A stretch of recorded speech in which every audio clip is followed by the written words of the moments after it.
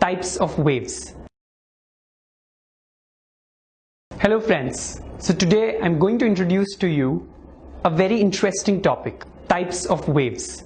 In our last module, we've discussed about a wave. So how do you describe a wave?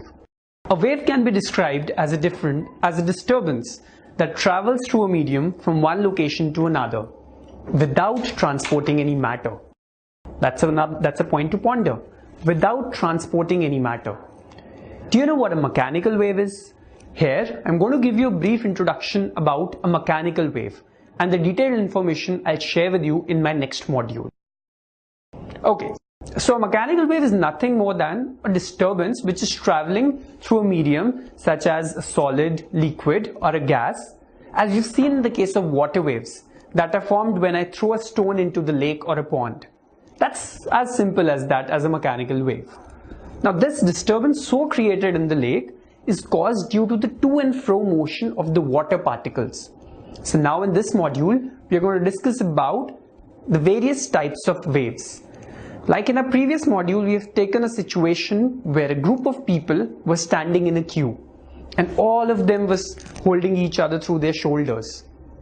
So what did we observe over there? What was actually happening over there? When one person sits down, he pulls his neighboring person to sit down as well. And when he stands up, he again pulls his neighboring person to stand up. So it keeps on moving that way.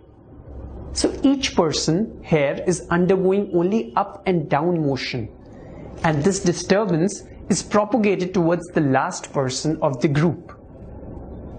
Similarly, we can take an example of a rope. So if I have a rope with me, you can see here, the disturbance, it travels through the rope.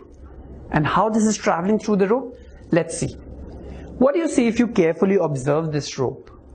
Yes, if you carefully observe this rope, then you must have noticed that the red dots, the red dots which are present on the rope, they keep on undergoing to and fro motion about their mean position.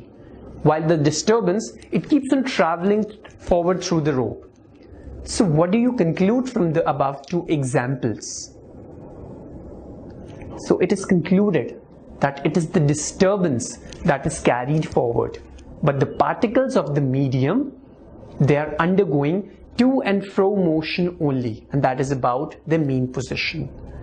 So here the waves, they move straight from one end to the other end, while the particle motion which makes that particular wave is in a direction which is perpendicular to the direction of propagation of the wave. Now this type of wave is called as, any guesses? Yes, this type of wave is called as the transverse wave, in which the particles of the medium, they move in a direction which is perpendicular to the direction of propagation of wave. And some of the examples of transverse waves are the water waves, which are formed when I drop a stone into a lake or a pond, the light waves and the radio waves. These are all examples of transverse waves. Now let's do a simple activity to demonstrate how a transverse wave looks like. Let's take a slinky and place it on the table, and we're fixing its one end and the other end is let free. Now I hold the free end of the slinky and just whip it. What do we observe? The slinky, it appears to move like a snake and it shows a wavy appearance. What kind of wave does this vibrating slinky represent here? Yes, we've studied this, and it's a transverse wave. A transverse wave in which the particles undergo to and fro motion about their mean position and moves in a direction which is perpendicular to the direction of wave propagation. Now we'll take the same group of people that we had taken earlier, but this time with a slightly different arrangement. And let's see what happens. So here is the same group of people. But in this case, they're not holding each other through their shoulders, but through their elbows. Now in this case, the first person, he gently pushes the second person sideways and then pulls him back. You see this push and pull moment, and this is propagated towards the last person of the group.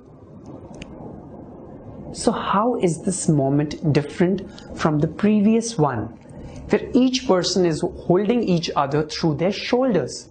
Now that's something which we have to look forward to. You can see here in the previous case, each person was undergoing up and down motion, while in this case, each person is moving back and forth. back and forth about their mean position. And the push and pull is transmitted to the person at the end. Now consider the case of a slinky whose one end is fixed to a point. What happens? Now I give a sharp push to it, and what do we observe? Yes, you observe that some sort of disturbance is carried forward from one end of the slinky to the other end. What is this disturbance?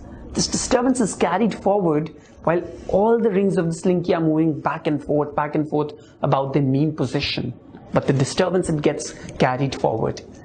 Now if I push the slinky forward and backward continuously, then what do you see? It's another interesting thing that we observe. You see here a series of compressions followed by rarefactions, compressions and rarefactions. Where the compressions are the regions where the rings are crowded together, and rarefactions are the regions where the rings are far apart. So compression and rarefaction both move forward. And in this case, wave motion is in one direction, and the motion of particles of the medium are in a direction which is parallel to the direction of propagation of the wave. Now what do we call this kind of wave? This presents us the second kind of wave, which is known as the longitudinal wave, in which the particles of the medium, they undergo back and forth motion about the mean position, and this is parallel to the direction of propagation of wave. And some of the examples of longitudinal waves are the sound waves. So when I'm speaking, the sound wave which I emit from my mouth is an example of the longitudinal wave.